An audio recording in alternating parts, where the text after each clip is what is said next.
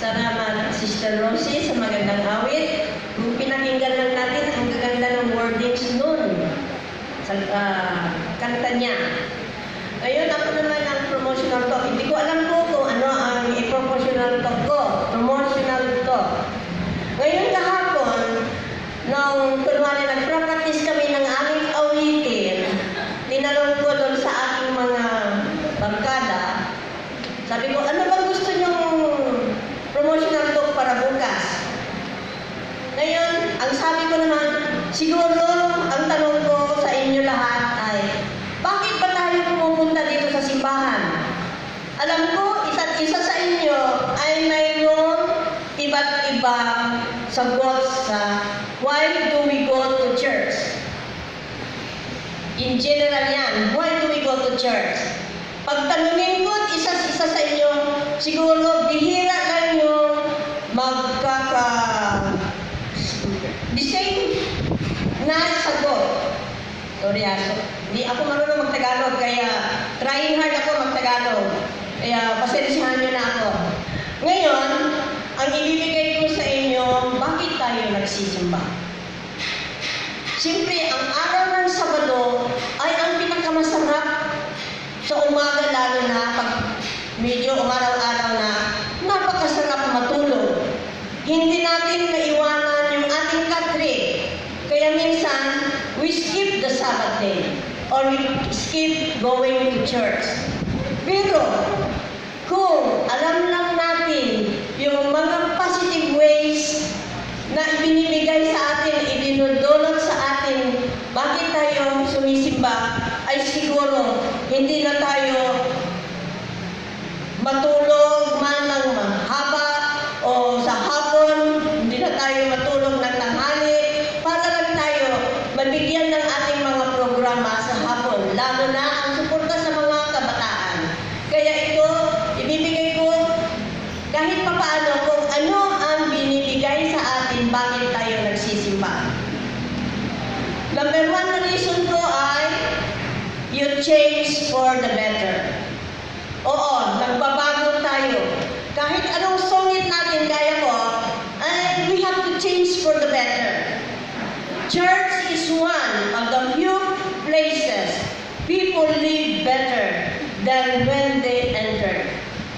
The same one, yung mga scriptures natin naririnig, yung mga magagandang awit ng ating mga awit dito na binibigay nila mga Lubang family, sino pa yung mga iba, ang maganda ng mga awit nila, huwag natin yung paligtaan, mag-attend tayo. Mamay mo sa araw na yan, mag-awit na naman sila.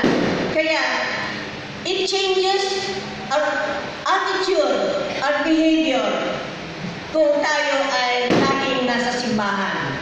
Ang pangalawa, yung sinabi ko, the music is inspiring. Oo, yung mga awit na narinig natin ngayong Sabado, yung tayo ay nag-aawit sabay-sabay dito, inspiring sa atin, sa ating mga hustle every week, na-inspire tayo sa mga awit na naririnig natin. May example dito, a young woman who has been depressed, who has been having a battlefield of her career. Muntik siyang nag-suicide. Pero nung pumunta siya sa simbahan, narinig niya yung mga awit na binibigay. At hindi niya makalimutan yung sinulat ni Joseph Scriven. Alam niyo yun, lagi natin inaawit dito sa simbahan. Sino makagaya sa atin? What a friend we have in Jesus. Yun ang sinulat ni Scriven. At itong babaeng ito, nung narinig niya, nung pumasok sa simbahan, nawala yung isip niya na mag-suicide siya. Sabi niya, what a friend we have in Jesus. All our sins and griefs to bear. What a privilege to carry everything to God in prayer. She says, in an instant, I felt incredibly helpful again, something I had not felt for months. As I sang and listened to that hymn, I realized that I had to fight all my terrible battles alone. I had taken love God's heart. Ang una, ang pangatlo kong rason bakit tayo nagpupunta sa church ay it's a chance to take a break. Hindi ba? 6 na araw na tayo nagugugol sa ating mga activities sa bahay man, sa opisina, araw-araw na nagtatravel. Pero pagpunta natin sa simbahan, isang araw lang, dito tayo marirefresh ang ating mind. Likely, you've got a hectic driving schedule filled with activities. Will worship provide a welcome reprieve from that too fast pace? By attending church, even if it's 1 hour only, to be quiet, to reflect on truly on eternally important. The psalmist says this is spiritual pause refreshing. In Psalm 131:2, I have still and quieted my soul. Now, karamihan din sa nagpupunta sa church, it cut down yung mga drug abuse. Alam na natin na rampant ngayon ang drug abuse. Pero kung maimbitahan natin yung alam natin na mga bata, kaibigan, young people, na mabawasan yung kanilang pag-iinom sa mga drug abuse. Ganun din sa panglimang chance to become less alcoholic. Isang psychiatrist sa USA nag-aral sa mga taong may schizophrenia, sakit sa mental. Ngayon, bumaba ang mga kategorya ng mga schizophrenic patient dahil sa pagbibigay ng ebanghelyo sa mga nagbibigay ng sermon sa kanila. What that means is that you don't lose your grip on God. You've got away a better chance of not losing a bunch of brain cells. Now, isang rason pa na tayo pumunta dito sa church ay we are following God's example. Noong unang panahon, nung 12 years old si Jesus, hindi ba siya pumunta sa sinagogue, lalo na ng Saturday.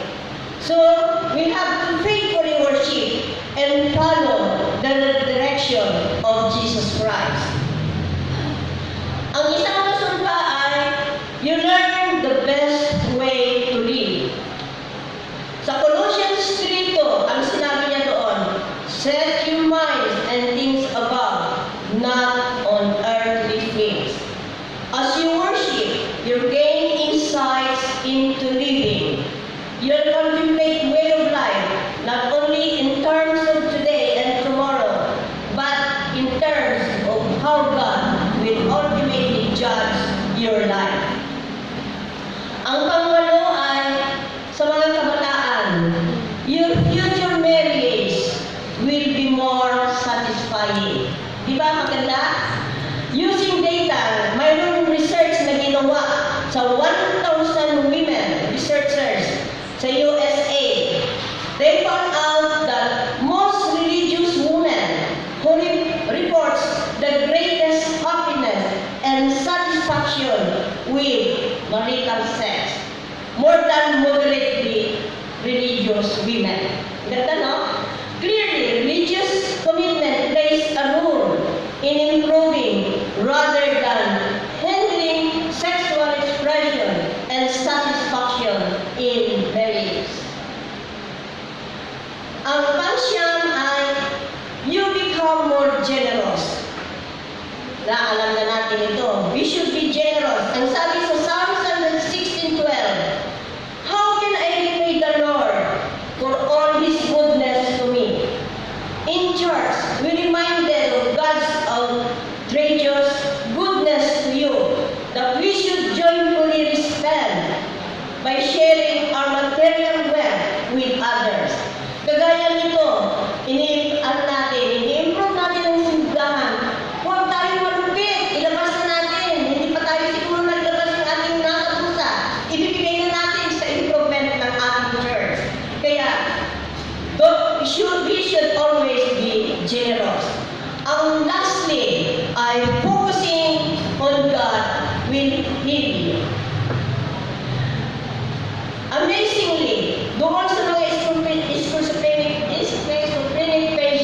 sinabi ko kanina na those who give supportive care by religious homemakers and ministers na papaganda yung kanilang mental health. Kaya ito ang words of wisdom ko about worship. If you're still not sure you've got the concept of worship ingrained in your brain, consider this definition given by William Temple, once an Archbishop of Canterbury. To worship is to quicken the conscience of holiness to God, to feed the mind with the truth of God, to purge the imagination in the beauty of God, to open the heart to love of God, and to the will, devote the will to purpose the work of God. Ito na po.